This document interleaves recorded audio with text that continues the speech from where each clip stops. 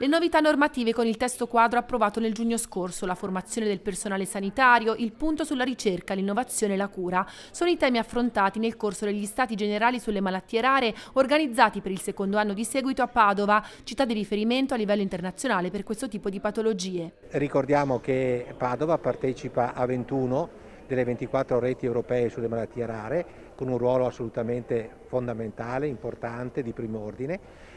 Attualmente a Padova curiamo 500 di queste patologie rare, il numero dei ricoveri è un numero importante, 47.000 ricoveri all'anno ordinari, 11.000 ricoveri diurni, quindi la presenza di Padova in quest'ambito è una presenza di assoluta importanza, ma soprattutto non tanto numerica quanto di qualità, quindi di assoluta eccellenza. Tanti gli interventi previsti sia in presenza sia a distanza nel corso della 2 giorni organizzata a Palazzo Bo e all'Orto Botanico, un evento a tutto tondo con focus dedicati soprattutto all'aggiornamento e alla sensibilizzazione sul tema. Non solo sul piano della ricerca, ma anche della riflessione, dello studio, sull'aggiornamento, stante le grandi novità normative